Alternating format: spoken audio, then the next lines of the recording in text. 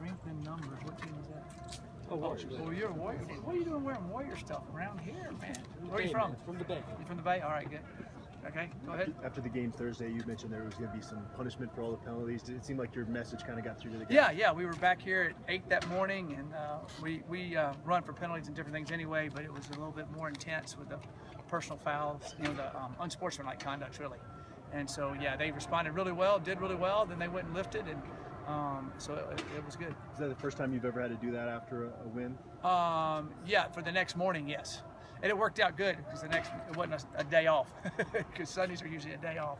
So it worked out real well, and they responded really well and were positive about it all and understood it and saw how it hurt us in the game and understand that we got to just play in between the whistles no matter what happens outside the whistles. If you started or they started or whatever, you have to realize it's all about the team, not about your individual battle, and go back and play the next play.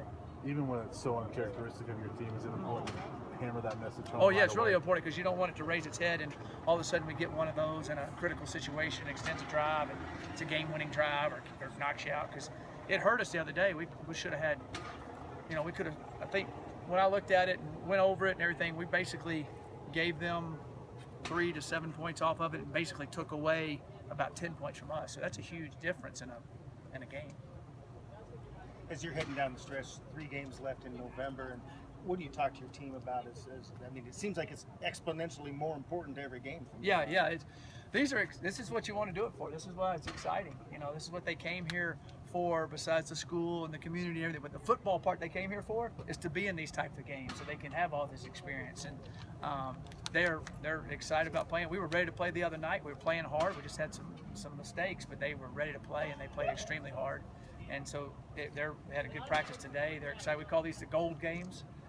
Let's get you gold, And so we want to keep moving in that direction. So we're 1-0 in our gold games, and we want to make it 2-0 if we can. Do you sense an excitement from them? Oh yeah, definitely sense an excitement and a pep in their step and everything. Yes. How about from you and your coaching staff? Yeah, we're excited and rejuvenated.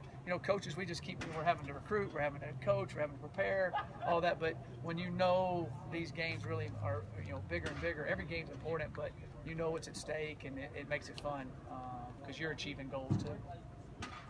When you're facing a team like Arizona that's struggling as much as they are, and they just come off a 62-point loss, is it human nature for your players to kind of overlook these guys, and you as a coach have to make sure they don't?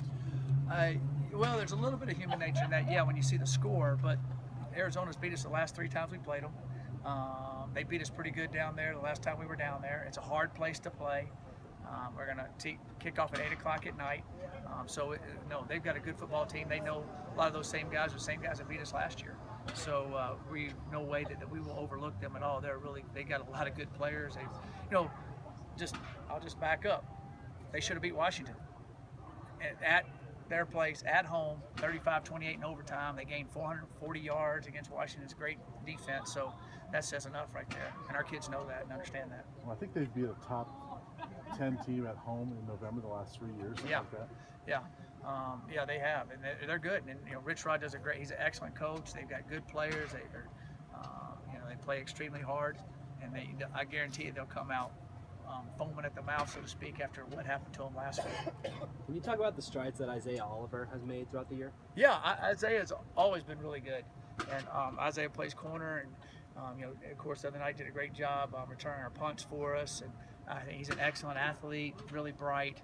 And I've always expected, Isaiah played a lot for us at the end of the year, as the year went on last year, and played special teams. He plays on all our different special teams and plays gunner and does a great job at corner. I think he's an excellent player. Thank you, Coach. All right, thanks.